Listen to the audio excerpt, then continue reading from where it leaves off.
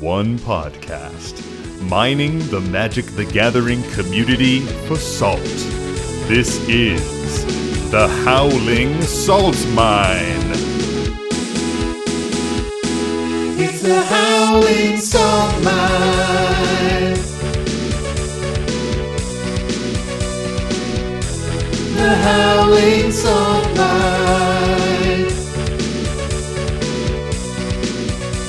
Well, welcome back, everybody, to another episode of the Howling Salt Mine podcast, the podcast where we delve into those salty mines of the Magic the Gathering community, find the saltiest posts, the salty stories that we love, those salty confessions that we crave, put them in our mine cart, and bring them right back up to you, our dear prospectors at home.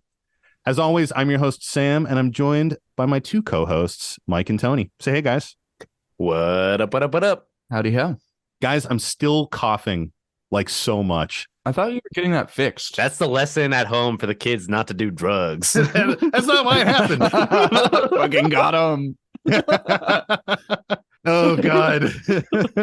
Dare. Now I just got to reference Dare the whole episode so that it stays in. Oh, no. Oh, gosh. Well, yeah, it fucking sucks. Bronchitis is horrible. And I have to sing a salty song later, and it's just going to be all fucky. I already tried it out. It's going to be bad. So look forward to that. Listen to the end, folks. You can really hear the bad take of this song. They're usually not that good, so like it's fine. Before we get started, let's thank our nice patrons, shall we? We got Hephaestus Bolts, EF Judge, and Accidental TP Gay. You guys fucking rock. It's a reason for doing it all, quite frankly. Thank you. Fuck yeah. I don't know if you just saw what happened. My cat stuck her head in the V part of the headphones and was pushing downwards to, like, I guess, choke herself. Oh, nice. Autoerotic asphyxiation. Oh, man. That does make so for the longest period of my life. It's not that part that I'm the longest period of my life. I love being choked out. Yeah, I love it.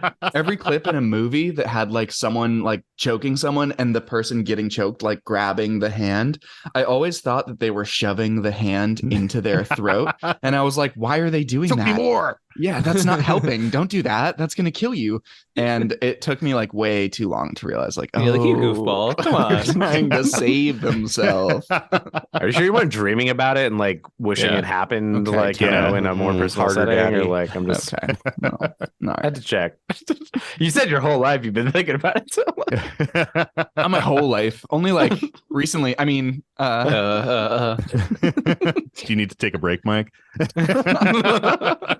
I got to go to the bathroom. Oh, man. Well, if you haven't heard already, because I don't know if that part got left in the episode, this minecart, guys, this minecart is a little bit crowded today. You know, We're fucking squeezed in. Listen, I know I'm overweight, Sam, but you don't have to go that far. I already got my doctor on my back. I don't need you. Like, oh, gosh. Well, you might recognize that voice. And the other voice, again, if we didn't cut it, who knows knows? This has been a wild episode already. We're 10 minutes in. We should have known. But today we are joined by the Mine Sculptors. That's right. We have Callahan and Ian with us today. What's up, you two? What's up? Hello. We are up. We are ready. We are vivacious. Where Mike is horny. We're great. Yes. Now it has to stay. I've done it. This episode is just going to be an exercise in us making like kind of a weird joke and then referencing it again, so it has to stay in the final cut. Nothing is cuttable. Yeah. We're here to make your job easier. Those are some of my favorite moments when we're editing, because our process is that like I do a rough cut and then we all listen to it and we give notes. And Mike's notes will often be like, this joke probably needs to be cut. And then like 10 minutes later in his notes, he's like, fuck, we referenced the joke again. And then sometimes we just keep referencing it, and you can just see his frustration in the notes. It's great. Yep. That is more editing than we do. Oh, yeah. We do a stupid amount of editing, a shameful amount of editing, actually. It's pretty bad. So I used to be pretty podcast neurotic. I get it. Yeah, for sure. You got to get all those mouth sounds out. Oh, yeah. See, I come from doing live radio. So I'm just over here, and it's like, if your first take ain't good, wasn't good enough to begin with. Yeah, That's true. That's true. Words to live by. Yeah, I don't know if I can ever live that Yeah. way. No. As Callahan is my active video editor, they will know for sure that I very frequently I go, oh yeah, I fucked that one up pretty bad, huh? All right, I'm gonna do it again. Okay, so the best part though about editing your videos is the parts where you'll fuck up, and then you could just be like, Jesus Christ, Cal, I need somebody to give me help. And it was just Just talk directly to you. For sure. just talk directly to me. It's great. Yeah, I love that. We talked to Sam in the editing room like he is a different person than I am.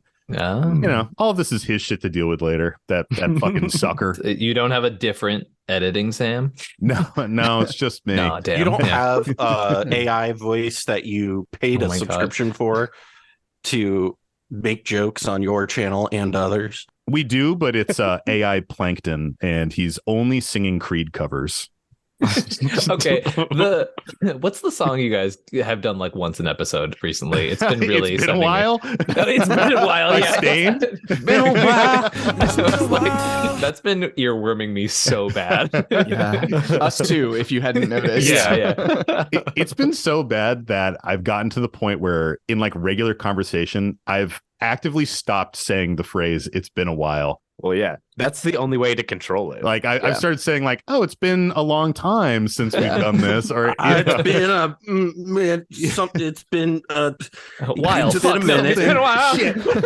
Just trying to dance around it. Yeah. It's like a thing of my family. Like we do that. Like Yeah. if something is a song and you say the line, it then gets sung. It's just how it is. And so the only way to stop it for us is to not say the line because I will sing it every single time. Yeah. It's also just Beautiful. deeply ingrained in our friendship, and including Nick, our fourth pod member. Like when the four of us hang out, we're just all singing little songs constantly and making references and kind of driving ourselves crazy. But it's a good time. Yeah, you guys are all theater kids. We get it. Yeah. Yeah, I get it. Unfortunately. I only acted like twice, and it was bad. So More than most non-theater kids. slightly less of a theater kid. Yeah, but you sang a cappella in college. Shit. Oh yeah, that's fair. If you sing a cappella, it's usually the replacement for Yeah, It's exactly. it's like a recipe substitute. See, but the thing is people who sing a cappella, it's either that or they're like insufferable douchebags. Yeah. And it's just like it's one or the other. And we managed to do both. Yeah. And then we threw tech school on top to be nerds too. It was like, we're all God. engineers too. Really trying to appeal to the least amount of common people. Yeah, for sure. exactly. And then to round it out, we play magic. Yeah. The final nail in the coffin. We're Magic the Gathering content creators too. Yeah. Like couldn't even do that in a normal, not weird way for sure.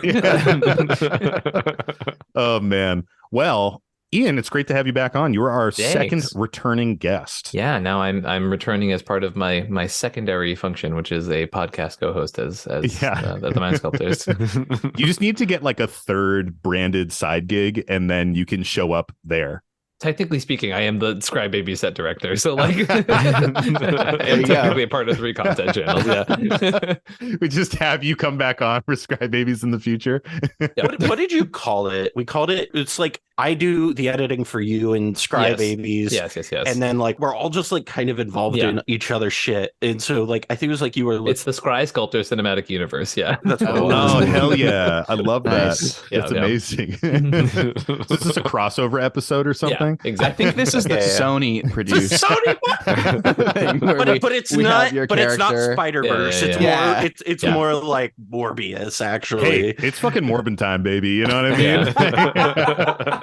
The real HSM heads know that's a fucking deep cut from an early episode. It's Morbin time. Well, we love to kick off our episodes with a little interview. Ian, we already know what makes you salty, and we already know all the other questions here. True. But Callahan, you were untested, unproven. Oh, no, I actually did test the other day. Oh, shit. Really? Good. That's good. Yeah. Yeah. Get yourself Yeah. tested, everybody. So far, testing negative. Nice. You haven't been choked by Mike enough. Or positive. Negative? I don't know what the good one is. Whatever. On the wagon? Off the wagon? In the black, in the red. My wife has COVID, and I'm currently COVID negative, so I guess I'm testing as well. There you go. But Oh, were we not referring to STIs? Because I said get I choked thought by that's what Mike it was, enough. too. That's Yeah, okay, no, cool. Ian and I were there. Yeah. Okay, cool. I was off in this horrible thing that we've been living through for the past 3 years. Yeah, STIs. Sorry, Ian. Some of us are married. yeah. Ian's rampant syphilis. He's been battling for 3 years. Haven't you guys noticed I've become more delirious over time? Yeah. Why do you think he's such a good cEDH player, dude? He's fucking Deep in the sif. yeah, for sure. deep in the sip. Oh man. Wow. How far off the rails can we go? It's just gonna be one of those episodes. Are there rails left? No. Already not, which is amazing. Every time Sam tries to get back on track, that's the rail, and then it immediately swerves off. It's the equivalent of the rails in that Donkey Kong minecart level where the rails are constantly disjointed. If you don't perfectly jump, you just fall right into a pit. Yes. Yeah. Good. Powerful. Even when you do perfectly jump, the controller like it's fucking laggy and shit apparently, and like because it couldn't be my gaming skills. Like fucking cheats. The fucking Game Cats controller, mom. Yeah, Mad Cats, dude. Mad Oh, Cats, that's Mad what it was. Cats. We should have man. got the good one. Dude, Mad Cats. Shout out to a real one, man. Yeah, I was gonna say, as a little brother, I'm like certified. I have to appreciate the Mad Cats. Mad Like Cats? if no one else is No, gonna, as an older brother, I hate Mad Cats. exactly. Hey, at least it's not Pelican. Am I right? Am I right? I think we can all agree that Pelican was pretty shitty. Now we've officially eliminated the last audience member. I really want to be clear here. They're turning it up in their headphones right now, actually. Yeah. They're getting amped. They're like, oh yeah, Pelican, talk about it. All right. Now we're back on track, though.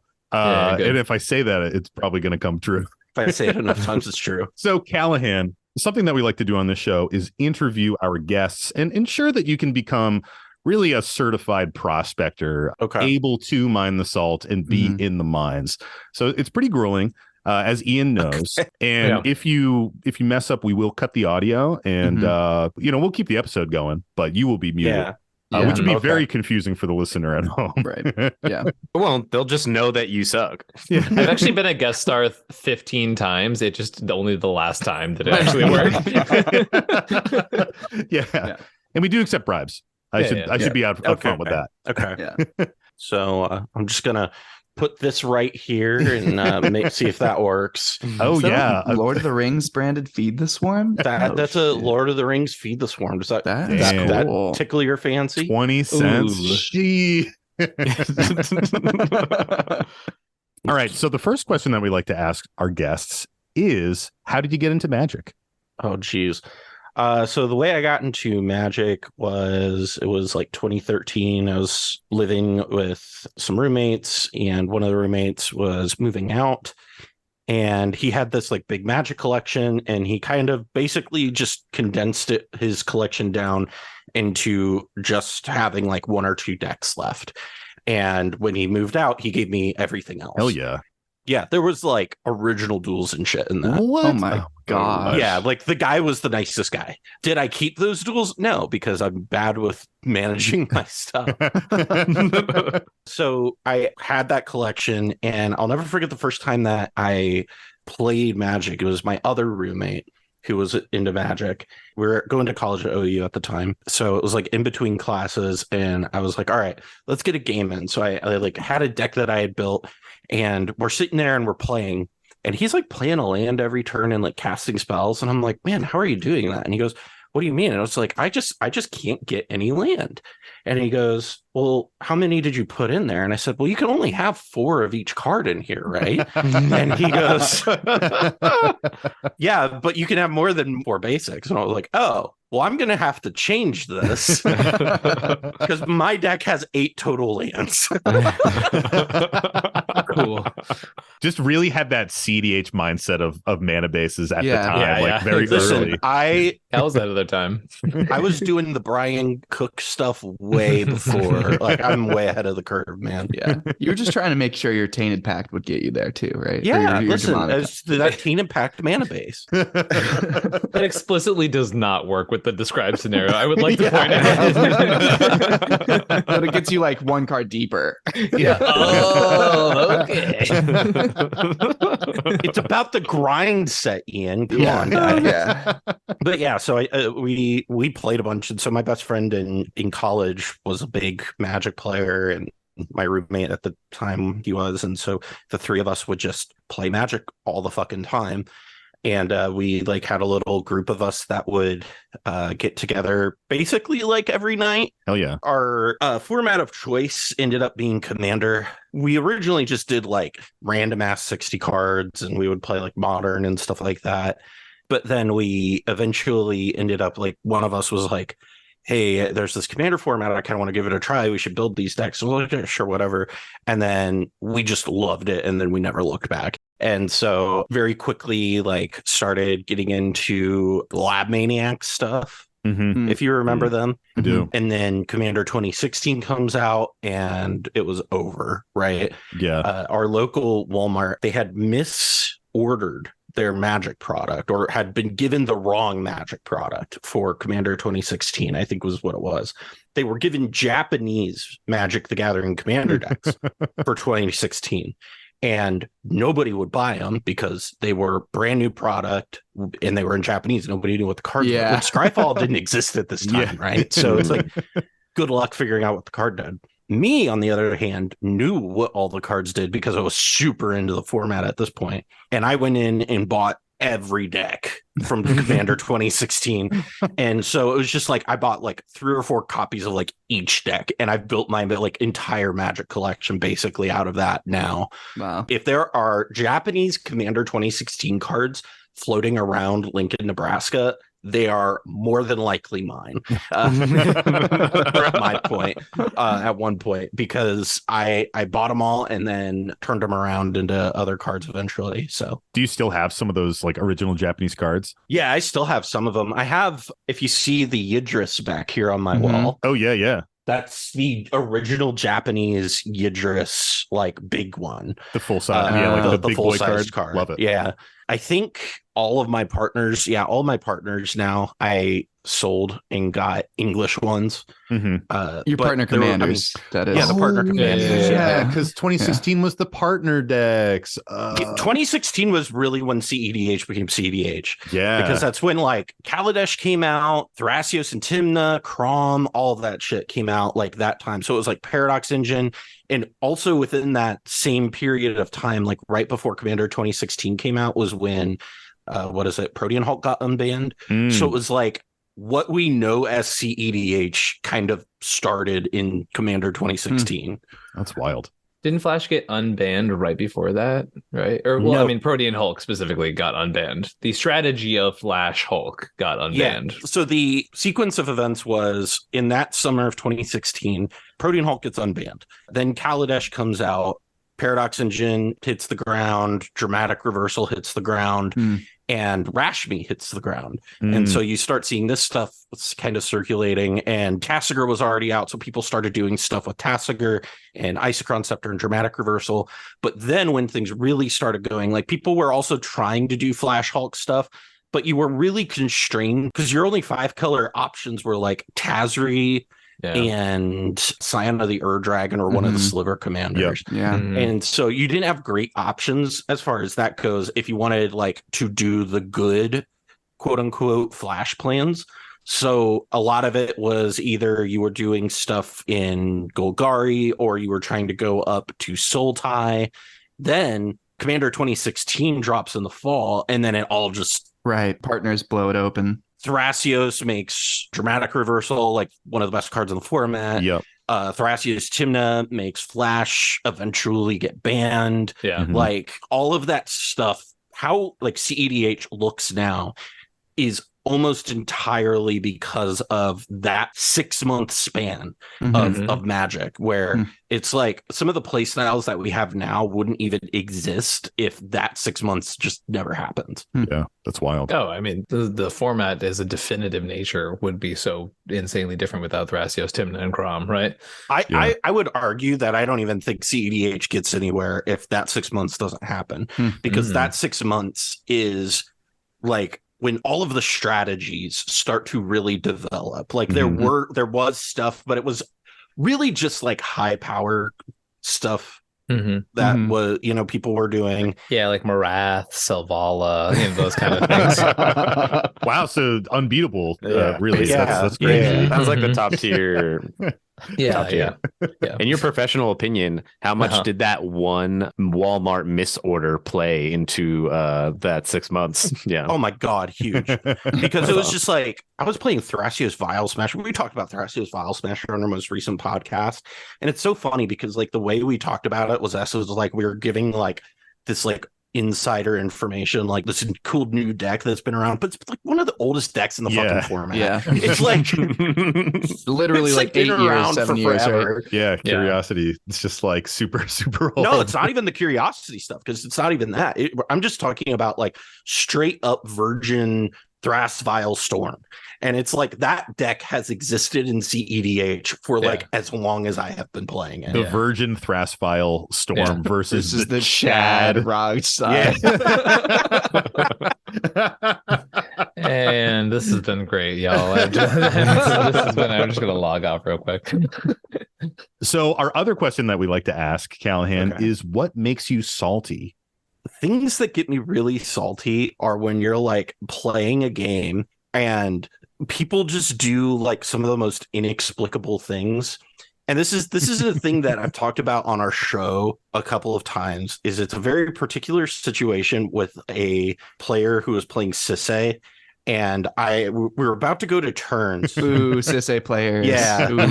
Well, we were about to go. We were literally like, we were in time, right? So I'm playing Tivit and I have time Eval. And so it's like, I can present turns, but we're in turns. So like I go to my next turn and it's over. It doesn't matter. Yeah. The other two players at the table were panicking. Like I was about to win the game. And I'm like, guys, it like literally like this is a draw. Yeah. I cannot win right now. They ended up deciding that they needed to deal with what I was doing because they were going to lose. And I'm still sitting there like telling them, I'm like, I'm not bullshitting you. We're going to go to time. Literally, we are at time. I'm going to pass this turn. I know I'm making infinite turns. We're all going to get a draw. It's going to be great. So they end up letting, I forget what it was, but they had something where they were able to give a treasure or some mana to the Sisse player. And so the Sisse player is like, oh, cool. Yeah, I'll deal with this, guys. Goes and gets Sakashima, makes infinite mana with Dockside. Game's over. We all lose. Yeah, Callahan will not win if you give me this treasure. I promise you guys. When I tell you that, like, that was the saltiest I think I've ever been in any Magic game, because it was a draw. Like, it was a draw. There was no debating it. It was a draw. And then by sheer stupidity, it ended up not being a draw. And I was just like, literally, you didn't have to take any game actions. You could have just let everything be, and we would have all came away with 1 point. But instead, 3 of us are coming away with no points. And it is even worse because in a lot of ways it should have been a win for you, but instead it's like even worse than that. But one of my favorite parts about that entire scenario was Callahan walking up to me afterwards, and they were like, "I'm so upset right now," and I was like, "Why?" And they go, "Well, tell me what you would do in this situation." I was like, "Oh no, buckle up." I love that. As soon as the board state starts getting described, you're like, okay. When we're at tournaments, like a lot of the time, like if things aren't going well, I usually don't let it get to me that much, because like I just kind of go into most tournaments being like, okay, well, whatever, I'm here for a good time. But that one in particular just kind of tilted me off the face of the earth. I was just like, I immediately just packed all my stuff up, didn't say anything. I just packed my stuff up, walked away. Yep. And that's why I saw Ian, and I was just like, I gotta remove myself from this situation I will because I'm gonna say lose my mind. in a tournament, and when I have been like actually salty, like one of the best things I've ever done for myself is just like okay, I know I'm at that point. The game is over. Close the deck box, go, good game, everyone. And then I just sit in my full NaCl mode, right? Yep. And then I'm just like, just put the deck box in the bag, Ian. Zip up the bag. Zip up the bag. I did go what I like to call, anybody who's listened to the It's Always Sunny podcast, Oh yeah, Rob McElhenney will talk about like Rob Justice will come out sometimes. Cal Justice comes out sometimes too. And there's and that happened to us when we were at the SCG event. Columbus, where they did the weirdest pairing system and they didn't tell anybody how it was. And so like I was at the top of the bracket all day long. And so I took a draw. And so I should have been able to just draw in. But then the final round, they were pairing people by wins, not by like overall records. And weird. so Yes. I ended up getting paired way the fuck down. Yeah. To the point where I had to play my last round, even though I was like in the top 8. Like I should have just not needed to. Yeah. That was one of the times where it's like I kind of felt bad about it. Like I usually don't feel too bad afterwards because I always feel like I'm justified. Yeah. That was the one where it's like I was justified, but I like went off the deep end. I was going nuts. Well, that was when I called the judge over and I was like, hey, I'm going to explain what Cal's saying in 3 sentences. And I think you're also distracted by the thing over there. They're just going to be mad. I was like, pat on the back. Send you on your way. Yeah. I know that feeling all too well. Not that exact situation, but that's why we have salty confessionals. It's that salt that the next day you're like, I'm embarrassed. Yeah. You're like, ooh, that was a little too much, maybe. Oh, I finally get to talk about this here in this podcast. Every time I listen to this show, I think about there's one poor dude who's still so nice to me, still a great guy. He has been in the 2 saltiest cEDH games I have ever played in a tournament. And I feel so bad because I've been like just at my worst emotional state in those 2 games. And I'm like, I promise I'm not like this. It was like, you just happen to be here. And it's the worst timing, truly. But he's such a nice guy. He's seen me like, he's known me for a long, like many, many years of tournament. So it's like, he gets it. But I was like, you just happen to have been here my 2 worst piss baby games of all time. Yeah, that just happens, you know. I mean, at least you don't have a whole podcast about being salty. For sure. My favorite is when you guys talk about being salty at real events and you're just like, people get it now. Yeah. It is totally different. I think it is really interesting, Callahan, that the moments you're talking about are these like in-person tournament events too, because we talk a lot about like cEDH being like a slightly lower salt environment a lot of the time because like people are generally the caliber of play is a little higher. The logical decisions, a little power less level chaos. is set, you know. Yeah. And I think that's what sends me off the deep end the most is because it's like I go in with that expectation and then you get met with like just straight up stupidity. Yeah. And you're just kind of like, I was not mentally prepared for this. Yeah. And it's also for me, it's one of those things where it's like when I'm playing casually, I don't care enough to get upset about it, right? Because it's casual. But if I paid $60 to go sit in a tournament, like I am invested in what the outcome of this is. Yep. That's my if you want to get me going, I love it. Ian can tell you I can rant and rave for hours I love it. about shit like that. Well, there is one other question we like when we have paired guests on, which is how did y'all meet and start playing and making content together? Oh, yes, this is so good. Ian thought I was an asshole at first. I did. So I'd never met Cal, right? And like one of their first videos was like just like the definitive cEDH tier list, right? And it was our one with Ryan from Playing with Ryan. Power. Yeah. So I didn't know it was a little tongue in cheek, right? Yeah. And the tier list problem had been like an actual issue in cEDH for a long time. People would just post these things. People would not apply any sort of critical thinking to it. And they would be like, well, I read on the the tapped out tier list right now that actually this deck is the best enough. I was like, cool, nah, right. So then, and this was like before EDH top 16 and stuff too, right? Yes, So this is it's before websites that had hard data, right? This is in a time where I wasn't even around at this time, or I was like just you were around with cEDH The cast. Dark Ages, as they say. So there was like no one talking smartly about cEDH at all, basically. yeah. All fucking no, I can't even do that. See, the thing is, I make that joke, and then there's like 16 people in the CEDH community who are like, Ian finally admits it. He thinks he's smart. So Cal drops this episode. I was just like, oh my god, how insufferable do you have to be to come into the scene and start with this? I know what I'm talking about tier list. And then I spent like 3 minutes with Callahan. I was like, oh yeah, you're cool. Love it. We like played some online games, and I will never forget, because the first time we met IRL was at Marchesa in Seattle a few years ago, and this motherfucker ran up and like jumped to hug me and like wrapped his entire body around me, and I was not prepared for it. Wow. And No, we triggered Mike. Were you holding the hand? Or were you trying to pull the hand away? Yeah. See, you can't cut it. You can't cut it. Got to keep it.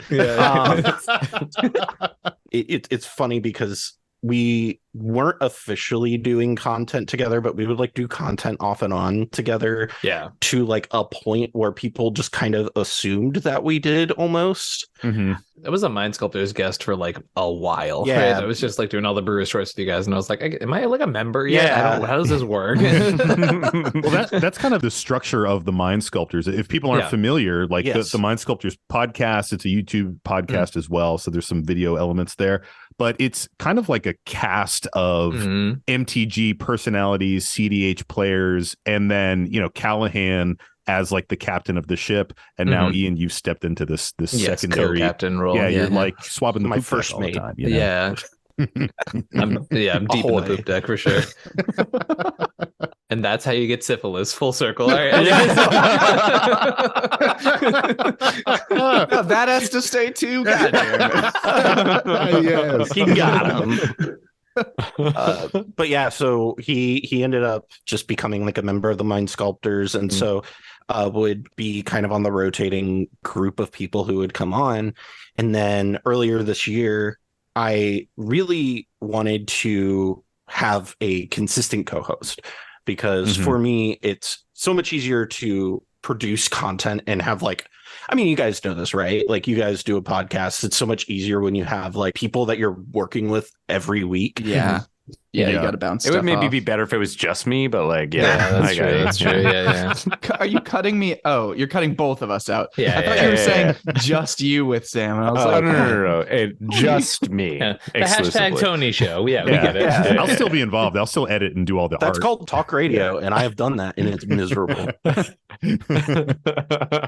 But yeah, so I asked Ian in a like Victorian era, like asking for his hand in marriage, basically. Nice. Letter. Did you bring a cow or something? You know how like when you scroll through Discord, dowry. it's just like a full page thing. Like I think I had to scroll 8 times before I got to the end of the message. It was pretty good. that's great. TLDR. Yeah.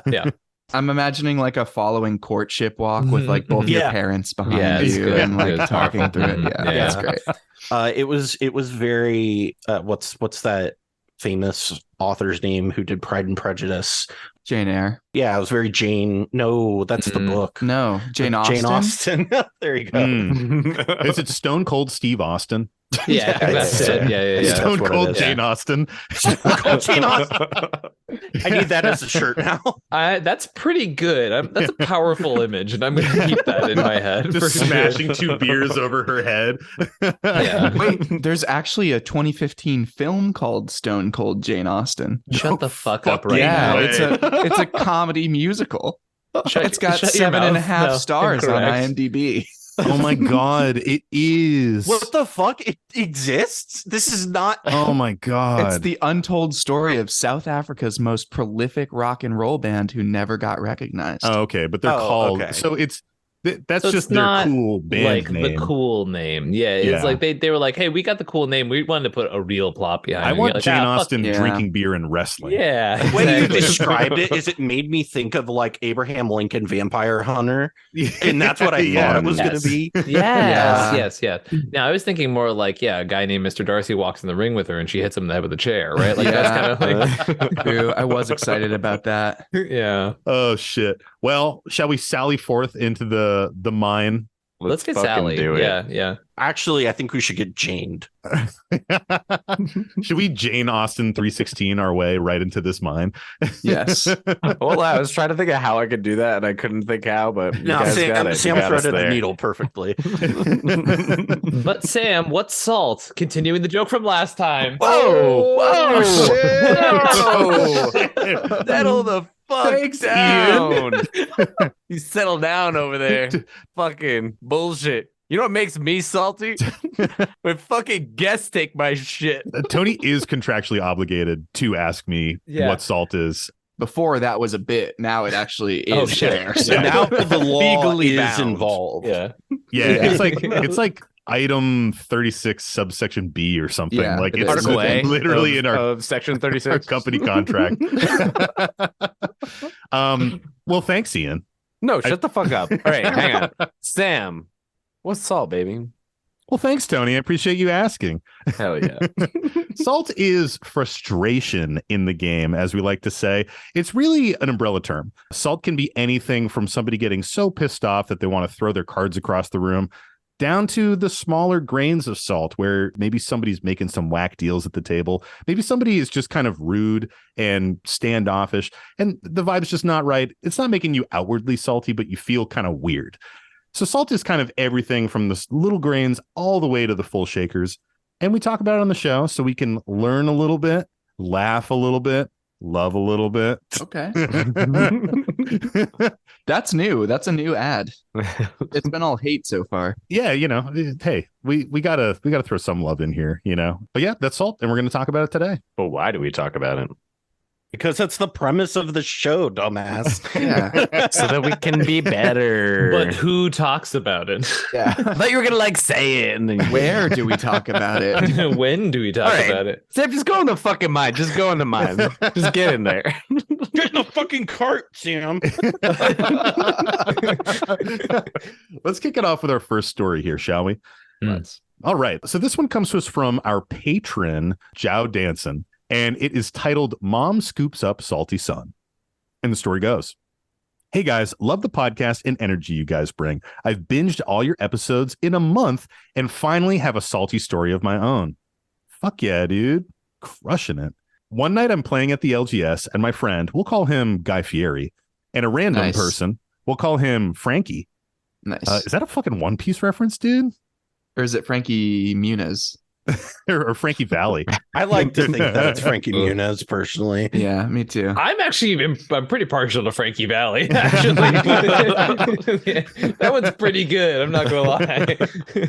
Guy is playing a slightly upgraded Sidar Jabari deck. I'm playing my food and fellowship deck with token upgrades, and Frankie is playing Satoru Umezawa.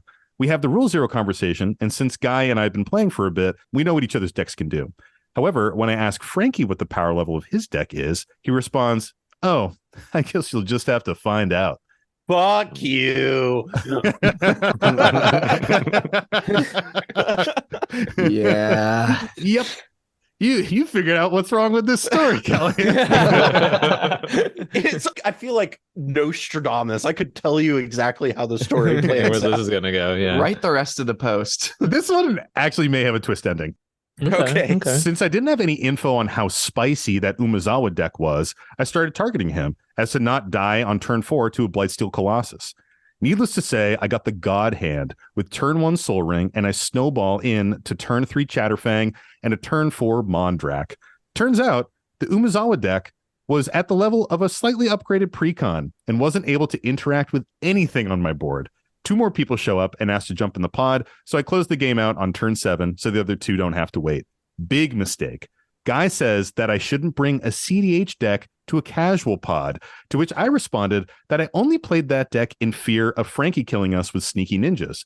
Frankie then proceeds to pick up his cards and leave the store upset. My friend then packs up his stuff and says, I'll be right back. Not 5 minutes later, I see his mom driving by the store, and he proceeds to get in the car and pull the Irish goodbye. Now, moving forward, we don't play with anyone who plays the guess you'll find out this game. Anyways, have a great day, guys, and keep up the greatness, fellow prospectors. I really like to imagine that person who got in the car with his mom just never came back. Like he just full. He just never. Like, if you're gonna say again. the Irish goodbye to you, they truly Irish goodbye to you. They were just like, "I'll be right back, guys." I think Irish goodbye at least is like a stealth exit. This had like Yes. a lie. This had a full on like, I'll be right back. Yeah. The fact that BRB. the fact that he saw them leaving means that it wasn't an Irish goodbye. Yeah. Because you saw them leaving, they just left. Yeah. Yeah, they just lied to you and walked out of the store. Yeah, they just lied. That's crazy. They didn't Like, disappear. it's like it reminds me of those like very intense dramas when they're like, "Yeah, guys, I'll join you in a second," and then they fucking like die in the next scene. Like that is 100%. He's like, "Yeah, man, I'll jump in the next pod. Yeah, for sure." One more game, dude? Yeah. Yeah. One more game. One more game. If you walk into a pod, doesn't matter what pod, doesn't matter what power level, and you have the rule 0 conversation, and your answer is, guess you'll have to find out. Guess what? You have now forfeited all rights you have to being upset about 100%. how this game progresses. 100%. You have now said, I don't care. Yeah, Yeah. exactly. And that's the wildest thing, because I think after that first paragraph, Callahan, I assume you felt this way. I think we all thought it was going this way, that they were going to pub stomp with the Pub stomp them, crazy yeah. Umezawa deck, like Mhm. this person was afraid of, with a Blightsteel ninjutsuing out and crushing people. And like, turns out, if you're coming in with a very casual build, don't fucking downplay it. Don't be like, you'll never know, because people are going to assume you're way too powerful. I think the crime is that they thought they were going to. Yeah. I feel like that's what happened. They're like, I'm gonna fucking pub stomp these noobs. It's also And I true. just got fucking crushed. The thing that confuses me is so Frankie, who is I'll never tell guy, right? Yep. Is the one who just kind of leaves, and Guy Fieri is the one who fades into ethereal existence, right? Yeah. Through his mom's car. The friend. The friend, yeah, the Yeah, friend. yeah, that's like I'd be like, "Hey Cal, I'll be right back," and then just fucking get in my car and leave is crazy to me. Like it's like, yeah, I get the fact that the person who is the shyster is the least impacted by the story. They're just like, "Yeah, I'm out of here," and the other friend was like, "Yeah, I'll be right back. I'm out of here too." I just picture that person in the bathroom calling their mom. Mom, I need you to come give them. We're fighting at the store. He brought his cEDH deck. Here's actually the real thing with the story that I want to like focus in on is when you hear the story, what age do you assume this person is? The one with the yeah. mom, Yeah, the person with the mom, this Guy Fieri individual. at least 38. Yeah. That's what I want to know. Here's what I want to know, listener, person who wrote in. I'm getting real close and personal with the microphone, so you can just you and me right now. How old is this human being? Because Yeah. that changes. Like, I don't want to be laughing at a kid. Because like if it's a kid, maybe mom just like showed up and was like get in the fucking car. But if this is like an adult, this is fucking hilarious. Yeah, like 38-year-old, hypothetically speaking. I also really love the idea that they drove their own car there, and then they were so upset that their mom had to pick them up. I cannot even drive home. I'm so mad about this. Mom, I need you to pick me up. I think the subtext that we're kind of missing with this is that the Food and Fellowship Precon that has been upgraded with token upgrades that our friend here is playing, in my mind, if there is a like accusation of cEDH power level and Chatterfang beatdowns is not what I'm thinking. and the Yeah. other person is getting frustrated. Yeah. I feel like this is probably like a pretty tuned combo deck. You know, not cEDH by any means, but you can make some pretty fucking crazy combo decks with some of the food cards and Chatterfang and things like that. And the kind of story within the story, why Guy had his mom come pick him up, is that our friend here just like brought out their most cracked combo deck to prepare for this other thing. And again, like didn't have the rule 0 conversation with their friend Guy. and tried and attempted to have a Rule Zero conversation with Frankie here, and just ran the table. And I think the other telling part of that is that when two other people showed up and were like, "Hey, can I jump in the game?" He was like, "Yeah, I'll just win right now." Boom, and it was done. Like combo pieces were on board and like ready to rock. Yeah.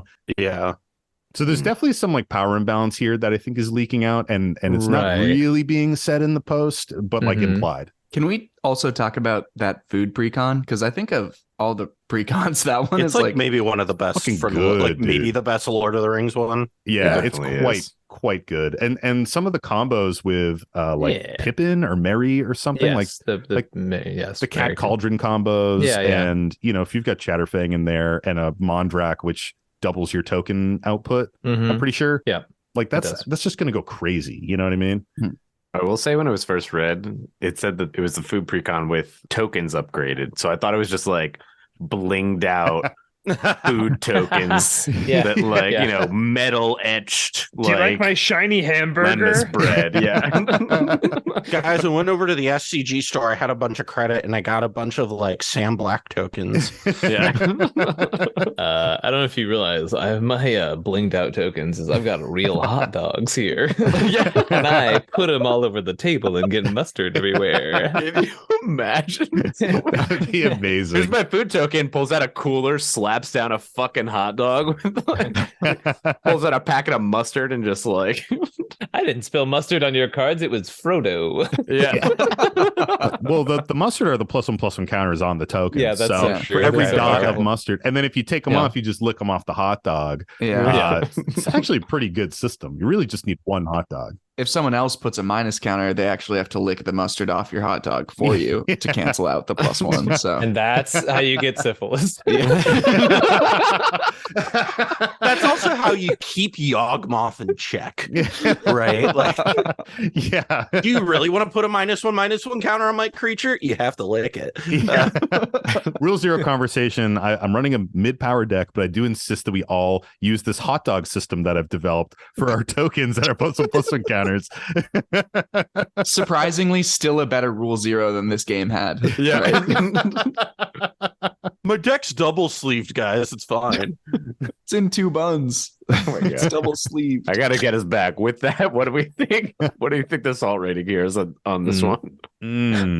I'm happy to go first. I think this is a deceptive salt for a number of reasons. I think that our friend here, Joe Danson, was ready to have a very salty game, was ready to see that turn 4 Tetsuo Umezawa, Blightsteel, coming out, hitting face, and kind of like overly prepared for that. And then that salt kind of hit everybody. And the true saltiest person in the story is not Frankie. It's the friend. It's the friend that was like, I'm ready for a fun, casual game with my friend. And they're like, I am actually going to accidentally pub stomp this table right now to hopefully avoid getting pub stomped by someone else. Sometimes you must pub stomp yourself. So, Okay. Pitching a proposal for the title of this episode called Diners, Drive-Ins, and Mom, Can You Pick Me Up? You had just said it so many times. I thought you knew the thing. Like if something's said enough in an episode, it usually finds its way in the title. So That's fair. That's fair. You have also said syphilis enough in this episode, us collectively, that I feel like the word has kind of stopped meaning anything in my head. Yeah, syphilis, the guy who pushed the boulder up the hill, right?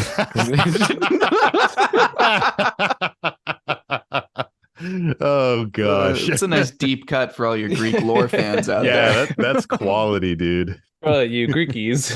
love that. That's what we call ourselves in the forums. Creakies. Which forums? You know the ones. The Academy forums, obviously. Yes. Yeah. The halls that Socrates walked. Yes. Socrates. Beautiful. Yeah, so Yeah, great. so great. So great. He's so great. Yeah. He's so great. great. Well, any other salt ratings? We want to move on to the next one? Yeah, like one very salty hot dog for sure. Yeah. Yeah. Yep. I was going to say that this is preemptive salt.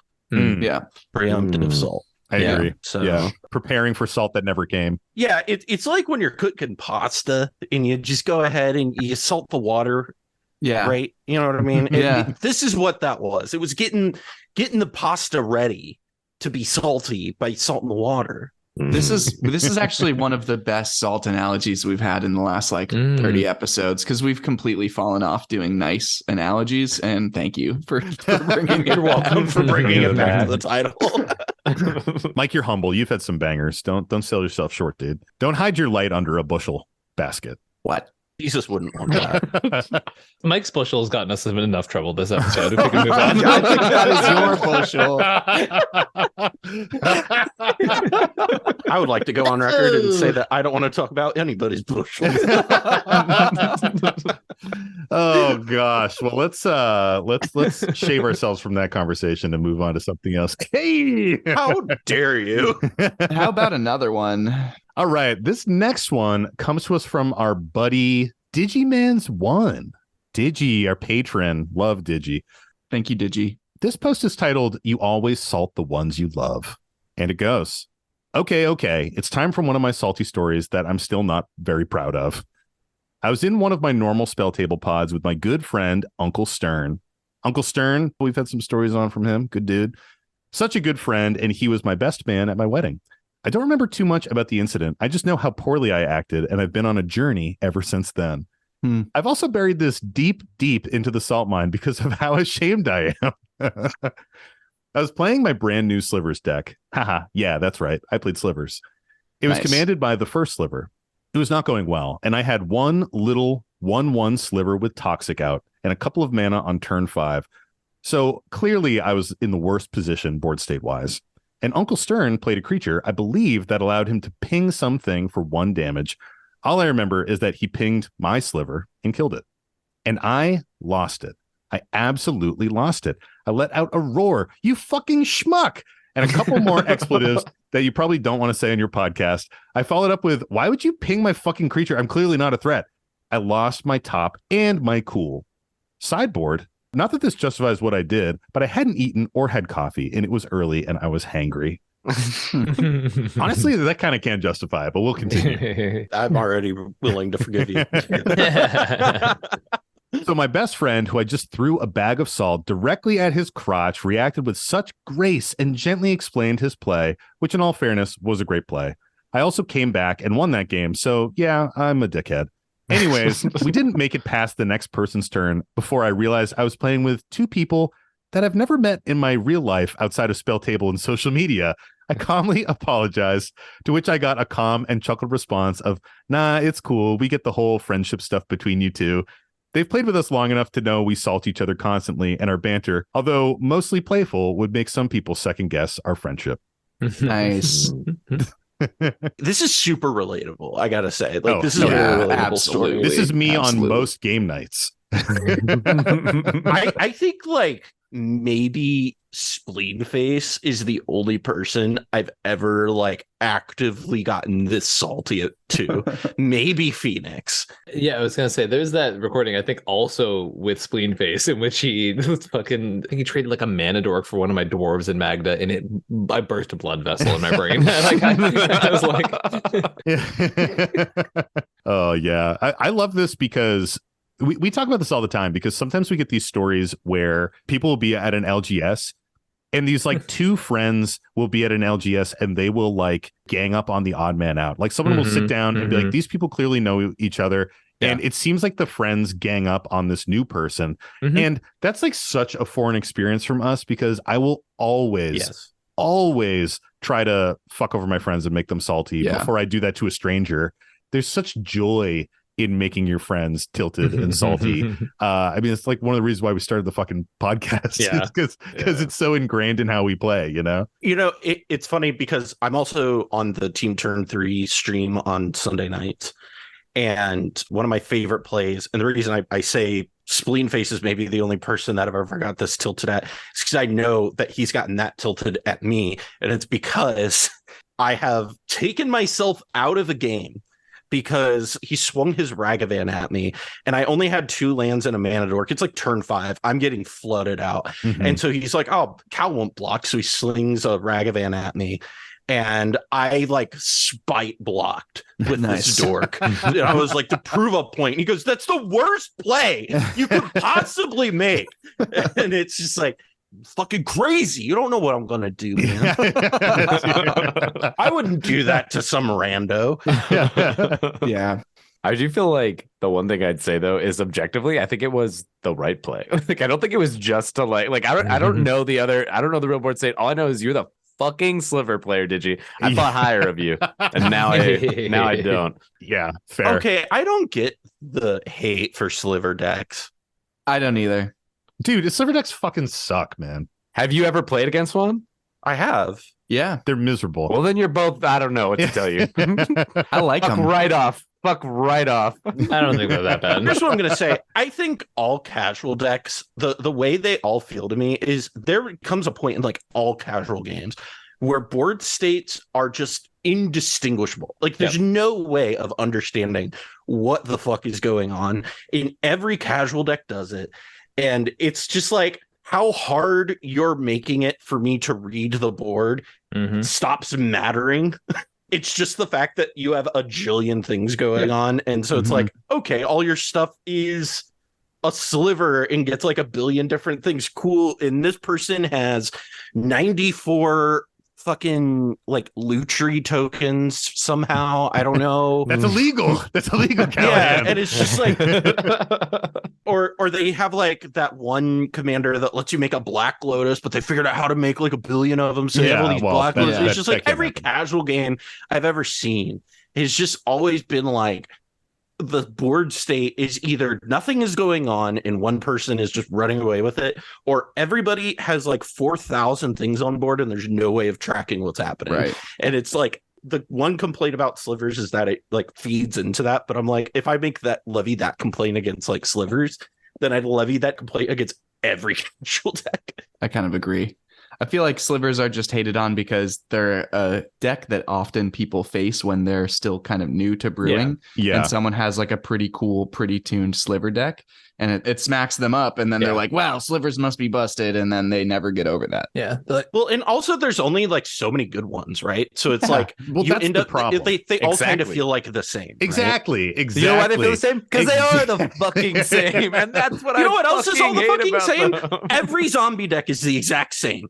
All of them. Yeah. All of them are. Yeah, but they're not tutoring every single zombie out every single time, generally speaking. It's like... So that's exactly why I don't like slivers, because I feel like every sliver deck, it's a deck that builds itself. It's like, all right, I give the one that they all have afflict, they all have flying, they all have first strike, and it just snowballs, and it's like an inevitable snowball of value.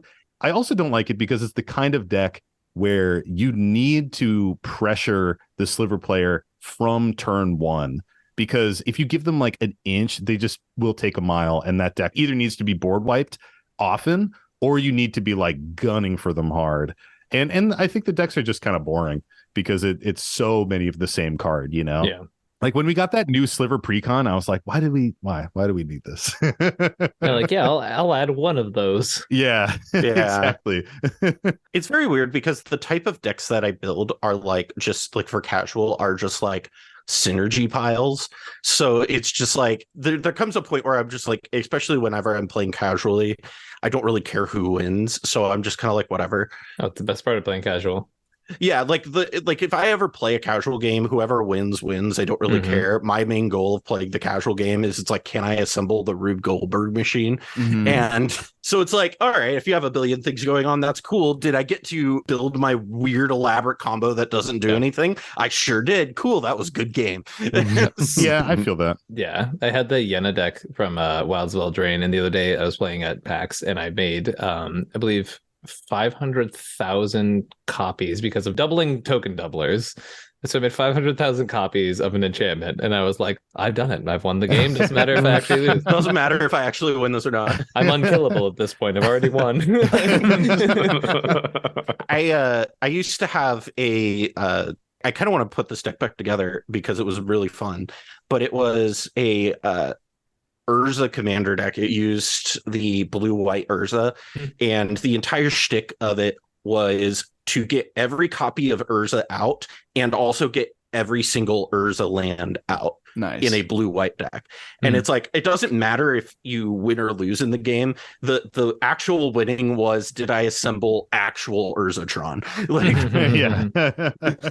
Yeah, I get that. I mean, I feel like every deck should have a thing that you do that's sort of like, if you do this, you feel the accomplishment of playing your deck. But also, I play to win no matter what format I'm playing. And I hope my opponents do the same too. Because if I'm playing with someone and they're like, I don't care if I win, I'm like, well, all right, go play somewhere else. Like, play casual with me then. Like, I hope we're all trying to win the game and at some point go to the end of the game and have a victory to some extent. You know what I mean? And like play a little optimally and stuff like that. So I mean, I feel what you're saying, but like at the same time, you gotta try to win a little bit. Oh, see, I'm the person who like turns the end date off on like Civ and Crusader Kings, and I'm like, let's see how long we can make it go. Oh no. Oh no, Callahan. I'm the worst to play casual with because of the fact that like I don't care. So it's just like, one of my favorite casual archetypes is also draw so many cards that I kill myself. That's really good because I affect the game a little bit. Yes. No, but often I could win or I could die by my own hands by drawing my entire deck, which is cool. If I might refine Sam's statement of wanting to play with people in casual that are going towards winning, really, I just want everyone that's playing in my casual game to be aiming towards an end for the game. That's exactly. And if that end happens to be you decking yourself and you're trying to do that every time, I'm helping your plan too, baby. I'll deal. I'll deal with that. Yeah, or just like trying, you know, like people who are just like, whatever, I'll just fucking blow up that thing because like who gives a shit? Yeah, that annoys me. You gotta like play the game. Well, that's like anarchistic in the worst way. You know what I mean? Exactly. That's like, there is no God. I'll blow up your enchantment. Like, I'll who cares? Whatever. Who gives a shit? Yeah. I guess I'll clarify that when I say that I don't care, I don't really care about the end state that the game ends in. It's more or less that I don't care about the victory part. I care about the can I do my weird thing part, because it's like I play cEDH where it's like I care so much about like winning constantly in that, where it's like I need some outlet where I can just goof off and like assemble something really stupid. Yeah, for sure. I definitely get that with the clarification 100%. Yeah. I don't know. I think it's too late. I think the prospectors already hate you, so that's fine. Oh, no. They should. What do we think about the salt rating on this one? Delicious, dude. Yeah, I think this is a secret little sugar break here. I think this is two friends giving each other a hard time for an audience, which is great too, honestly. I think this is a rightful player crushing a sliver player. And then losing to the sliver player. Losing because they're a fucking sliver player. The best part is like, it was morning. I hadn't had my coffee yet and I hadn't eaten. He's like the most actual like excuse I can't imagine. Ian has seen me in the morning before I eat and get caffeine. I'm not a good person. Yeah. Tony is like non-functional in the morning. I'm like non-verbal. He like wakes up and barely opens his eyes. He's like a newborn kitten. Cal will actually lumber around as if they are some sort of confused automaton until they've gotten some like just like I'm like feeling for walls to like get to places like not a good look. I feel you. Booting it's like period. Until I've had my morning monster, I'm a shell of a human. Like Tony doesn't even drink caffeine. He just has like a 30-minute startup. Yeah. That is the problem. So you're like my computer. Yes. Basically. It's just a little bump and then he's fucking ripping for the day, you know? He's like, I'm gonna draw everyone cards, parlay. Okay. You know what this Selvala needs? White. Yeah, he was really tired and hungry when he decided to play Selvala as his cEDH deck. Yeah, so that's true. And every time since. And every time since. You play the green-white Selvala. Yeah. Oh my god. The only other person I know who's ever played that in cEDH is Pleasant Kenobi, and after the one game we played with it, he immediately went, "This is fucking terrible," and took it apart. I will say, for as much shit as we give Tony, he wins a lot with it, which I Yeah. think makes me even saltier. Is that the Yeah. fact that he pulls out fucking wins with it a lot? Like he's we a know- good pilot, and it's a bummer. That's a problem with us. Like when you're playing Marath, you're kind of given like free wins out though, right? Ooh, whoa! All right. Okay. Where's your Ardennes, Cal? At tournaments, getting wins. Statistically speaking, I don't know about that one, Cal. As I always say, I already play Blue Farm, Don Waker, and Najila. Let me have my Marath. That's true. So true. That's fair. Everybody's allowed to have a bad deck. Tony cannot make that statement. No, we cannot. Well, should we move on to a third story, guys? Third and final story. Of course. Now that we're done bullying each other, let's move on. Yeah. Done, but let's move on. Isn't that just the show? Yes. Well, shall we dive into this third story, y'all? Let's do it. Let It us is for the dive. third one. All right. So this one comes to us from our friend Derek Pebblepot's alter ego, also known as Alan. What a complicated username. Thank you for putting that effort in. I appreciate it. And the post is titled Salty Whining. Oh, and this one was submitted through our website. I don't think I said that for the other ones, but we have a lovely website where you can submit salty stories, thehowlingsaltmine.com or howlingsaltmine.com. We are inconsistent with the, so our website might as well be the same way. And it goes, greetings, salt miners from an Australian prospector. Context. Back in the early days of learning to play EDH, our 4-player pod consisted of one player who I will call Vampire, due to the only typal deck that they would ever play, as well as being a sucky player. Nice. He would play Drana, Liberator of Malakir, with vampires to boot. At first, he would get some wins and act like a smug bastard. Once the rest of us got more into the format, started to bring variety and half-decent decks, it's always power level 7, right? The salty whining would start. Some examples here. Ugh, why would you play that? Throws the card down. Why are you board wiping or countering or exiling my graveyard? This is bullshit. We got this one a lot. Why can't I just win? The rest of us would laugh and continue to do the fun casual stuff. When we tried to give suggestions for his deck, he would just get even saltier and refuse to take our ideas on board. Anyway, from listening to your podcast and upon reflection, my question is this. For the salt-inducing complaining, when a player dares to have their stuff focused on, is there a point when laughing at that player as a way of calling out their bullshit becomes acceptable behavior, or does this simply perpetuate the salt or the problem? Anyways, enjoy the soy sauce-covered siege rhinos, and cheers for every salty grain you bring. Wow, that's a deep cut right there, the siege rhino. Fuck yeah. Love that. Nice. Thanks, Alan. That's a great question. Does, laughing at and with the salt ever become a problem instead of alleviating it? I'd say it definitely does. Depends on the POV of the salt, I suppose. Yeah. But because when the three of you fucks are like laughing at me while I'm losing my shit, I'm not like, Right. it doesn't make it better That for is me. 100% the question, right? Like if I'm like, oh, fuck you, Cal. And then that's like a way different than like all of you guys being like, Ian's so mad right now. Look at that fucking idiot.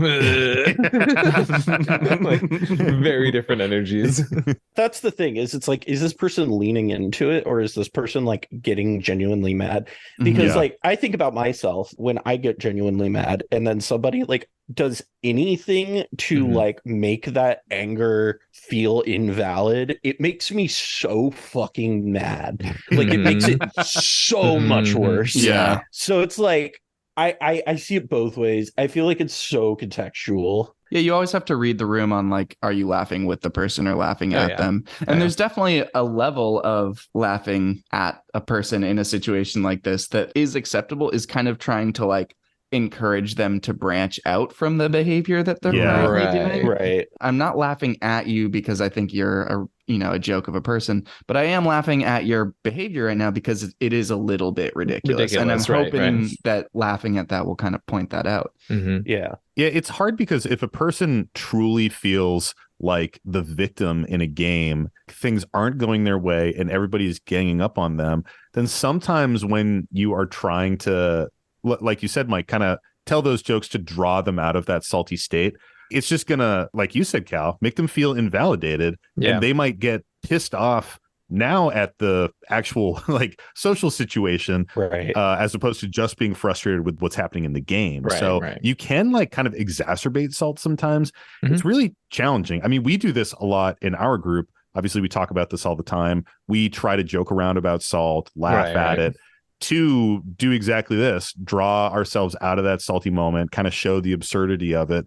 But there are sometimes, even in our group, and we're like salty bastards in our pod, even in our group, where it's like Sam is really mad and we should probably just like let him chill and not Yeah. get up on him right now. Yeah. You know? That's like full on upsetness. It's Yeah. not just like a little crusty salting. It's like, okay, this is Right. an actual emotional Yeah. like situation. But sometimes it gets there when you don't realize, and it is too late. And like, Yeah. Mm. once you realize, you're like, oh, okay. And then it's just awkward. And then we're all just kind of real quiet through those people's turns. It's like when you're at a friend's house and their parents like yell at them. Yeah. It's And you're just literally kind of that like, same how- feeling. It's that feeling. Yeah. Mhm. You're just like, oh, like, do I just leave? Should I call my mom and leave? Am I also getting yelled at, or am I just Yeah. here watching this? Like, Yeah. No, when you're at your friend's house and they're getting yelled at, you're a piece of shit by proxy, and you know it. Yeah. Bonus points for when they're getting yelled at for bringing a friend over without telling them. Oh It's my like- that's God. a good one. Yeah. Yeah. Or something that you suggested that they do. Yeah. Yeah. oh no, if it's something you suggested they do, then it's funny. Yeah. I do think there are like two other parts of the post that are kind of interesting, which is Yeah. like one, this sort of power creep that they've discussed, a very kind of natural flow, and two, the corresponding like resistance to following that creep necessarily, Yeah. or resistance to listening to people's suggestions. And those do a little bit hint at kind of a different dynamic that's going on rather than just like maybe laughing along with the person of like this person Yeah. who had, you know, really liked what was going on, maybe was getting the win here and there, Yeah. and has felt kind of like left behind. There's something funny to me a little bit about being like, no, my deck is gonna suck. They're like, wait, Yeah. come on, But it man. is a vampire deck. Yeah. Hey. Hey. Cha-cha-cha. It's like that boomer attitude almost of just like, I can't adapt and change. For sure. If that makes sense. Yeah. Where it like that's the vibe I get from it. Where and you see it on Twitter too, with like there are certain like Magic personalities sometimes who will be like, man, Commander's just so much different than it was 6 years ago. And it's like, yeah, that's how change works. That is how and that's time just works. like, yeah, that is how the progression Yeah. of the world works. You know, My hair is so much longer than it was 3 months ago. Fuck. Yeah. God damn it. This damn hair meta keeps changing. Dude, mullets are really good in the hair meta right now. Well, Yeah. I'm having Yeah. the issue where my hair used to be growing and it's starting to not. And I'm not a fan of that part of life. Yeah. Tell me about it. Tony's hair meta does not change. Wait, let's explain to the listeners at home. Tony is bald. Yeah. Tony shaved all his hair. Don't worry, I grow enough hair for all of us on this show right That is now. quite true, I'm fucking the hairiest dude in town. Thank you, Sam. I think Mike's got some full fluff going on. He's a fluffy guy. We appreciate that. Yeah. We'll wear a hat at conventions. Yeah. The gay community would describe you as an otter. I get it. He is sleek. And he has a favorite rock that he uses to break open scallops and Yeah, muscles. all of my oysters do get broken with the same rock. Getting back to the story, like there's something else going on here that I think if you feel like you're being unfairly targeted consistently, you're going to be resistant to make changes to your deck that correspond with that. You know what I mean? Yeah. Yeah, that's also true. If everyone's like, well, run some more protection, change these cards in your deck, and you're like, no, the problem is that you guys target me unfairly. I'm not going to build my deck differently, when from my perspective, it's a social issue. And from your perspective, it's like a deck building thing. Right. I think right. that's also like a gap that's happening here, a gap of like understanding the situation at hand. Yeah, and I do want to tie back to what Cal was saying too, when they mentioned like this being kind of a boomer attitude, is like there's also some reality of like the way you adjust a boomer attitude is not necessarily by like laughing at it in the moment. Yeah. Like Right. these things, you do maybe need to be a little bit more sensitive on some of these conversations, and laughing in the moment maybe alleviates some of the discomfort and the awkwardness. But then after the fact, if you're actually trying to help improve this or change this opinion or help them change the deck, you have to make that effort after the fact in kind of a separate conversation that's isolated from feeling super targeted in that moment. Do you guys remember the like thing on South Park they did a few years ago where it was like the girl who was dating Cartman?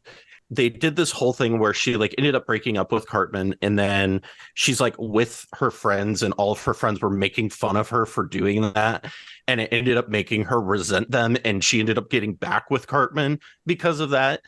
That is the vibe like you could get sometimes with this, where it's like if you make fun of somebody a little too much, it can kind of turn them against you. That was the absolutely. deepest pull. Yeah, that was a deep pull. That does not register for me at all. South Park has like 600 seasons, and you're like, this one specific moment from South Park is going to fairly recent. I haven't seen South Park in like 10 years. I was gonna say, I feel like recency I on haven't South watched Park it like ever. is actually a bad thing.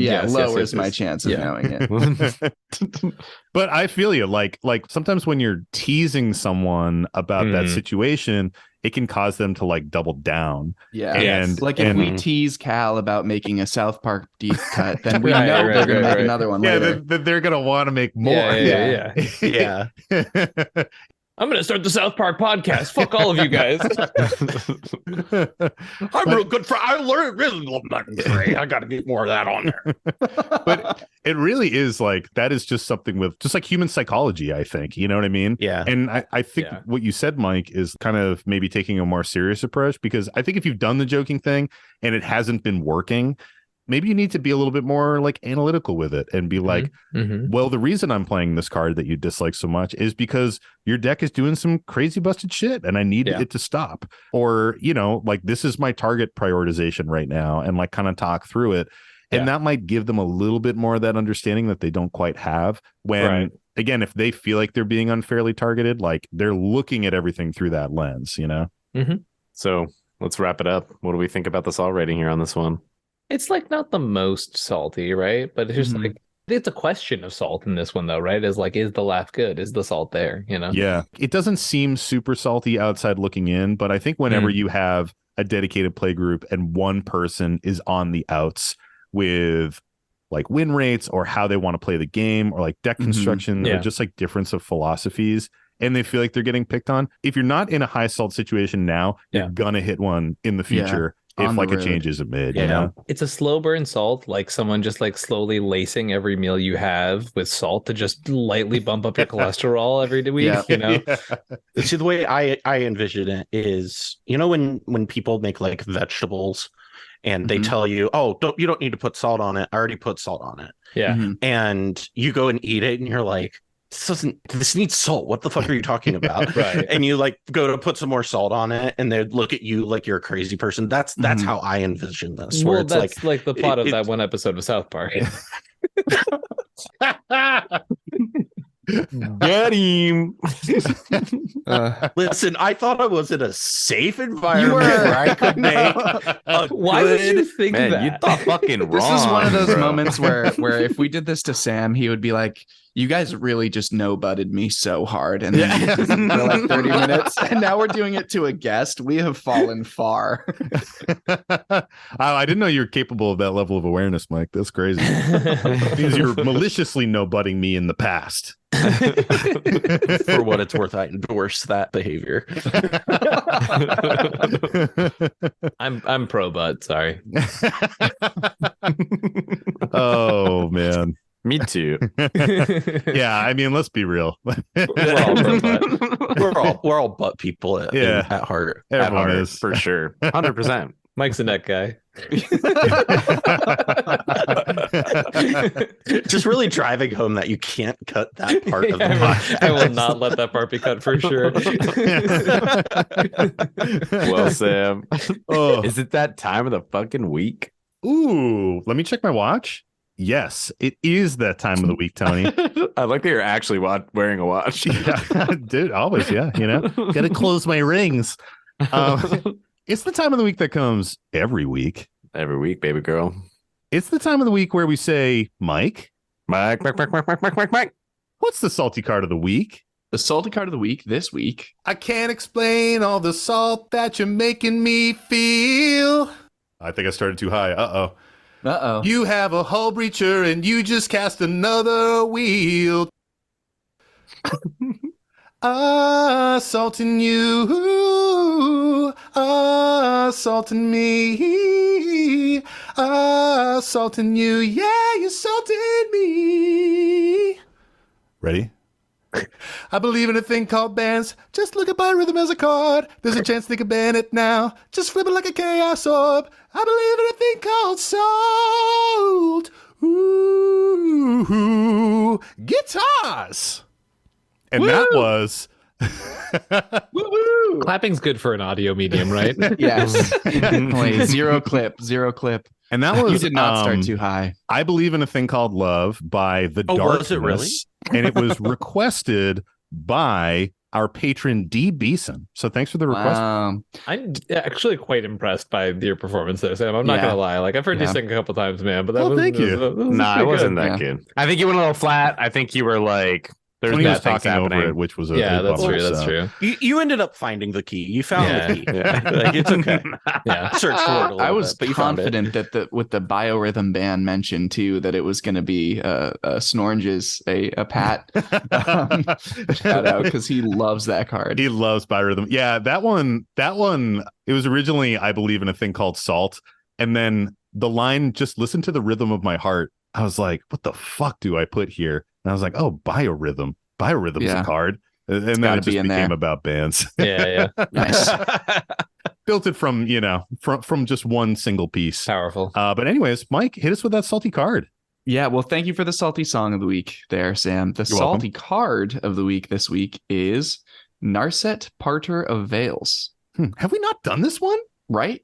I feel like we have, but it's not in our list. So The Planeswalker. yeah, the Planeswalker. We've done other Narsets, but we have not Really? done Parter I of think it Veils. is very funny that you can see Ian and I, who are like hardcore cEDH players, are like visibly like, that's a salty card.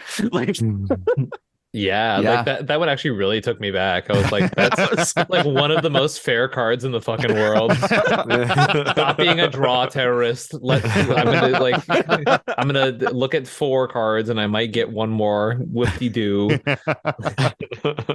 All right, so Narset Parter of Veils is 1 and 2 blue for a legendary planeswalker, Narset. Each opponent can't draw more than 1 card each turn. That's the static ability on it. I'm really glad that you told us that it was a Narset type planeswalker, because I thought Yeah. it was going to be a Bolus type. Yeah, me planeswalker. too. Me too. Common With how mistake. salty it is, must be a Yeah. Bolus Yeah, planeswalker. So the -2 is look at the top 4 cards of your library. You may reveal a non-creature, non-land card from among them and put it into your hand. Put the rest on the bottom of your library in a random order, and it starts with 5. And Cal, I know you were wondering. So the artist on that is Magali Villeneuve. I thought it was Magali. Yeah. Great. And it's by Wizards of the Coast as well. And it's Oh, from wow. War of the Spark. Yeah. Sorry, and what, it was the set number? the set number? Yeah, Yeah, set yeah, number. yeah, It's set actually number. it has a couple printings. One of the set numbers is 0853. Yeah.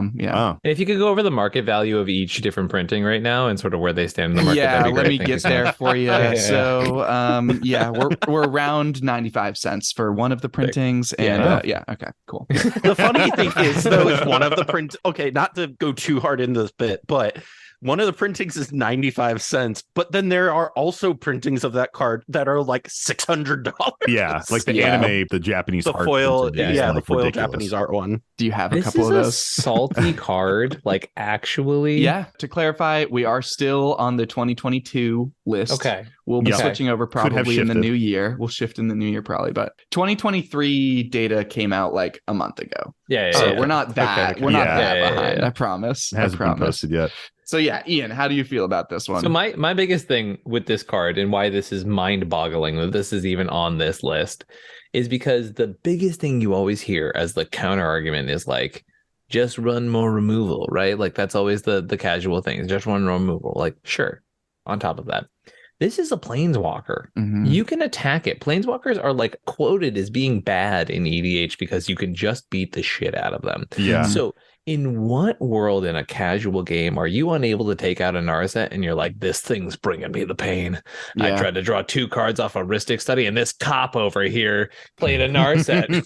And I only got to draw 1 for the turn off. Or of is it just because of Narset wheel combos? Is that really it? I would suspect Feels that's like a it part of has to be it. Yeah. Okay. I would suspect. But how prevalent is that, like, outside of From what I've cEDH? heard, like from my understanding, every time I hear about people talk about wheels in the casual setting, it is bitching because it's a Nekasar or a Xyrus or a Narset or just like, You know what? Ban wheels. That'll be Well, like the a better Bowmasters. for the format. yeah. Oh my God, that'd be so good. Honestly, I Yeah. would love a wheel ban. Just a sweeping, actually everything that says draw more than 1 card, and then we can ban Narset too. At least hit the 3 mana ones. You know what I mean? Honestly, ban Time Twister. Nobody can afford one, and if you can afford one, you don't want to play with it. And if you're gonna ban it, at least give me like a bit of a heads up so I can sell mine. It's gonna impact the price on a Time Twister. Ian. I'm just saying. Commander's really driving the price on your Time Twister. So, Cal, how do you feel about Narset here? As the resident cop commander player, I think it's fine. Like, I don't know. It's a lot different than Hull Breacher, where like it's kind of hard to remove creatures sometimes. Mhm. Like if you don't have the right thing for creature removal. But like Planeswalkers, it's just like if the table agrees that this card has to go away, the table can just go, we're going to attack. We're going to attack. We're going to attack. All right, it's your turn. It's gone. And it's just like, what are you playing around Narset that is making it so people can't get through? Because it doesn't seem like that is a congruent strategy. Narset has died for Time Twister sins. That's all I'm saying. Yeah. Or Days Undoing or Wheel of Fortune or whatever nonsense you're running, you know? Yeah. Tony, how do you feel about Narset? Well, fuck blue first. Yeah. First True. and foremost. Of course. Yeah. So I get what you guys are saying, and I think I have seen this generate some salt. A lot of the times when it does come down on a casual table, like it might only be bad for one of you realistically, and like you don't have enough to get through to it, or you don't want to be the person that like sent your attackers because there's some other big stuff going on. So it's like it is easy to get rid of by attacking it, but then it also leaves you open at the same point in like casual settings more frequently. So I think it's more the salt generated by everybody wanting somebody else to deal with it, but not dealing with it themselves until somebody eventually is like, all right, well, if I can't fucking draw, then like until they're in such like a commanding position. Yeah. And I think that's where I see it generate salt. I know it generates salt for me that way because I'll see somebody who has like a reasonable board state. I'm like, just fucking get rid of it. Like it's hurting us all. And they're like, no. Now imagine that, Tony, but then instead of hitting Narset, they go, well, I want to just draw my 1 card with Timna. Right? Like that's the Planeswalker story in cEDH for a long time. It doesn't particularly work with Narset, but like, you know what I mean? Sam, what do you think about Narset here? I mean, I definitely see the salt. I think you're spot on, Ian, that this is on the list because of how it plays with wheels. And, you know, I think if we think about like the year where all the voting took place for this late last year, there's kind of a big hubbub about like people hating wheels. Yeah. And, you know, this was even pre Bowmasters, but people were so burned off Hull Breacher and those stronger wheel strategies that quite frankly are pretty fucking shitty in casual Magic, you know, and have fallen out of favor a little bit in cEDH as well. But like in casual, a wheel with a Narset is brutal. And if someone drops the Narset and then cast the wheel, you don't have an opportunity to go to combat and attack. Right. And I think generally when you're seeing a Narset in a casual deck, it is there for a reason. It's not there to just be a casual stacks piece and be like, well, someone's going to be drawing a bunch at some point and this Narset will be relevant. It's like, oh no, I'm playing the Narset so I can do this other thing where we all draw cards, but I just get the cards, you know, like a big X spell or something like that. It's some kind of denial. Or the wheel where your whole hand just gets stripped away and you're left with 1 card. So I see why it gets the salt. I think on its own, it's like definitely over evaluated for salt. But when you're seeing it in a casual game, it is probably there to induce salt to some extent. And if you ask the player why they have a Narset and they go, I guess you'll just have to find out. Kill him right now. Mike, how does this card make you feel? Thanks, Sam. A couple of things that I think you guys are glossing over a little bit is, yes, it's easier to kill with combat, but it does mean that it dodges a lot of the removal that people run in casual. So it's not killable with most removal. And if you play this in a board state that people can't start swinging in and killing it right away, it is very hard for people to draw more cards to get into a position where they can start attacking it. So pieces like this in casual, where once it's out, it stops people from dealing with it more by stopping people from drawing, is really tough, especially in casual where we see kind of a hatred towards tutors.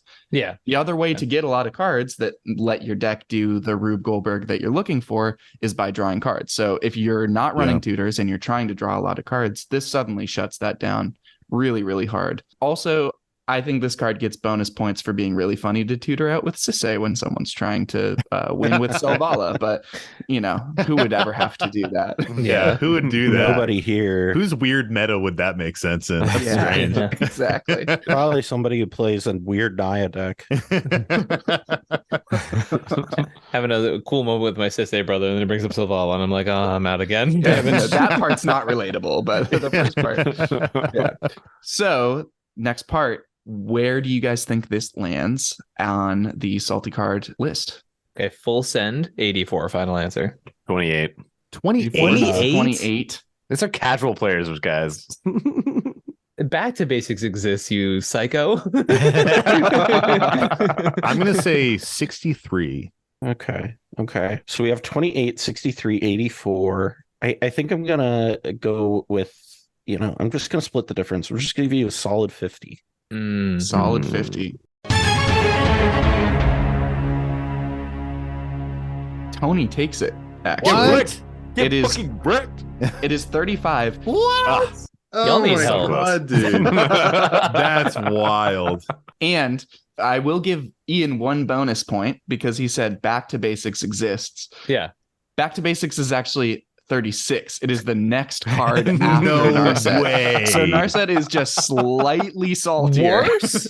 Slightly Back to saltier than Back to Basics. What the fuck is wrong Okay, with you people? let me interpret this. Isn't one of the hated decks like a slivers deck? Isn't the other hated deck like the Planeswalker deck, like the Yes. Super Friends deck? Yes, That attracts makes the some Super amount of Friends. sense. Yes. And there is another stat here that I think makes this make a little more sense, which is Narset is in 7% of decks and Back to Basics is in 1% of decks. So there's definitely an exposure, lack of parity there as That's well. crazy. I mean, Back to me. Basics is such a salty effect, but if you're playing in games where people have 8 non-basics in their entire deck, then Back to Basics starts to suck ass pretty fast. I'm a Yeah. greedy cEDH player, and all of my decks don't have basics on them. I was gonna say I've never seen it outside of a cEDH game. Same. Yeah. Oh, I have. It That's was many wild. moons ago. I cannot believe that Narset is more salty than fucking Back to Yeah. Well, maybe it's been updated. Yeah, I mean, the CEDH Narset's like, oh, thank God, it's a bastion of peace. Like, You don't have to worry about the heuristic study for a turn. exactly. Well, that wraps it up for the salty card of the week. Well, thanks, Mike. That was a lovely salty card of the week. And thank you to our patrons for our Salt Packet Plus tier. We love to shout them out every single episode, and we're going to do it right now. We got Rothbox, Bobo Fett, Sam Power Gamer, Clearbrook, and Captain Cross. Thanks for the support, guys. And thank you to the Mine Sculptors, the Sculpty Boys, for coming on our show. We appreciate it, guys. Thank you for having us, friends. Yeah. I'm gonna eventually beat my partner out as most guesting on this show. I know you're tenacious, dude. I love it. It makes me feel very good. Whenever you're like, "Can I come on and make some jokes with you guys?" I'm like, "Fuck, of course, dude. What am I gonna say no?" The next time I'll let you on is when you win a tournament with Zavala. Green White Selvala. Now, Tony, I do have a financial stipend that I told people I will accept depending on the tournament size to play Zavala at a tournament. So I will say, I'm manifesting it right now. At some point, the Howling Salt Mine will sponsor Ian at a convention. Ian will play Green White Silvala, and you will be decked out in Howling Salt Mine swag as you do it. We can definitely make this happen. This can be a real thing we do for sure. I know. Ian will also probably top 16 with it, and then it'll suddenly become like real hot and Exactly. cEDH It'll for be a great. minute. Yeah.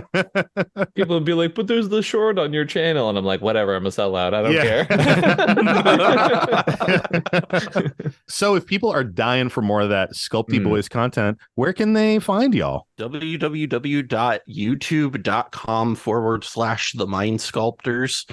I actually might not be that, but you can just Google us on YouTube for the Mine Sculptors. You can't Scryfall it, Sam. Yeah, you can't Scryfall it. Yeah, you can just search for us like the Mine Sculptors. We're on YouTube, we're on Spotify, we're on Apple Podcasts, we're everywhere. You can get podcasts and stuff. You might be able to get us on your Samsung smart appliances. Ooh, I have wow. not checked, but you might be able to. Love it. We are available wherever your podcasts are sold. And you guys are doing new episodes every Monday. Is that correct? Weekly podcast every Monday? Every Monday. Yes. Dope. Yes. And Ian, where can folks go if they want to find some of your solo content? Ian of the Mine Sculptors is also Ian of youtube.com/comedianmtg, where I focus extensively on the tournament side of competitive EDH. My wife is roasting me from the other room. I love She it. just texted me and said, "Did you just say Google us on YouTube?" Okay, Grandma. Roasted. Fully just put on the griddle. Oh, Yeah. man, Holy shit. sizzling. Well, that's awesome. If all the prospectors out there want a perfect first episode to check out of the Mine Sculptors, there's one with little old me on it. I think it was like the July cEDH month top 10 or something like that. One of our power rankings episodes. We'll link it in the show notes. We will link it in the show notes. Nice. We'll link all this shit in the show notes, guys. 'Cause, Yeah, you put know, my shit in the show notes. We're professionals. We're consummate professionals. Well, thank you both for joining us today. This has been a ton of fun. Always. Thank you, my friend. Yeah, thank you. And thank you to all the prospectors out there for tuning into another episode of the Howling Salt Mine.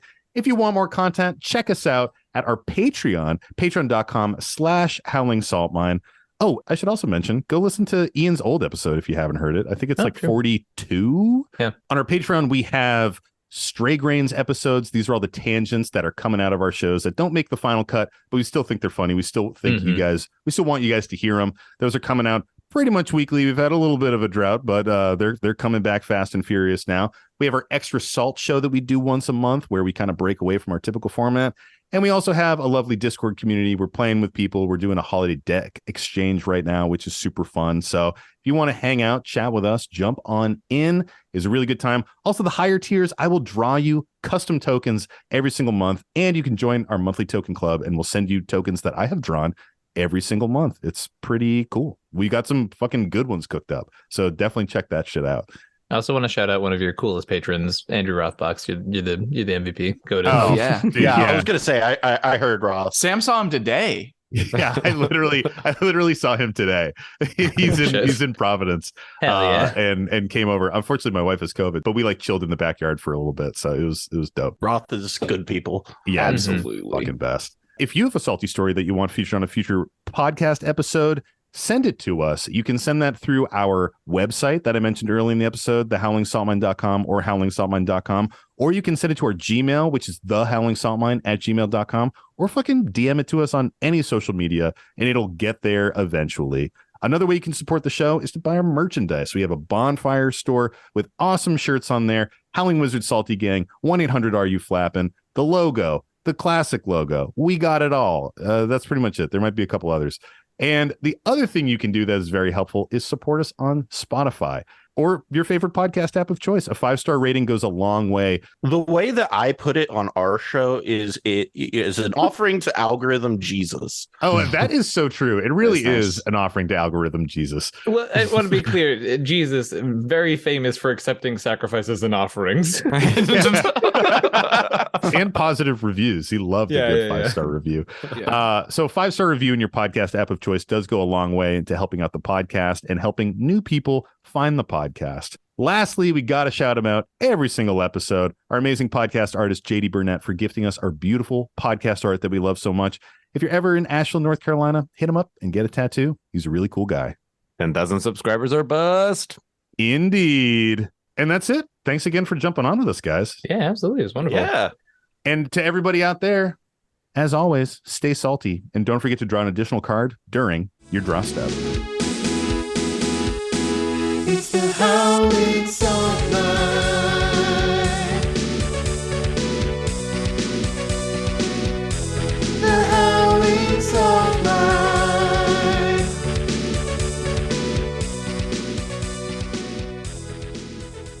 I feel like your cat for a second was like so not mobile that I thought it was an image on your shirt and then moved and I was like, whoa. So sorry. So Sam was telling that story and I was looking at your cat shirt that was actually a real cat. Yeah. But anyway. That's sort of the fun little things I bring to a podcast recording. Is Yeah. Just mobile the and visual humor. suddenly- Yeah, visual gags. visual comedy is my favorite podcast trope. Yeah, in this scene from Barbie, you can actually see the moment that Margot Robbie breaks her toe when she kicks the helmet. Kicks the little helmet, yeah. You can actually see the pain in her face. And they use that take too. Yeah, it's wild. It's wild. Is any of this usable? To varying Yes, degrees. yes and no. Yeah. Nice. 6 trigger ins. I got it. Well, It's me unraveling the Visual scroll. gags yet Yeah, again. visual gags. I told you, I'm here for visual gags. That is a great lead in. Ian, how do you feel Wait, about you have to Narset? read what the fuck it does. Oh, I do have to read the whole ass card. Okay. see, the cold open's great because Yeah. you just get like 5 minutes Of of your Ian and I stupidest, things. talking about fucking nothing. Well, we Yeah. just do that after our regular opening. Yeah. Oh, okay. We open hot and then we get cold and weird right after that. Nice, good. I love that. Oh, so good.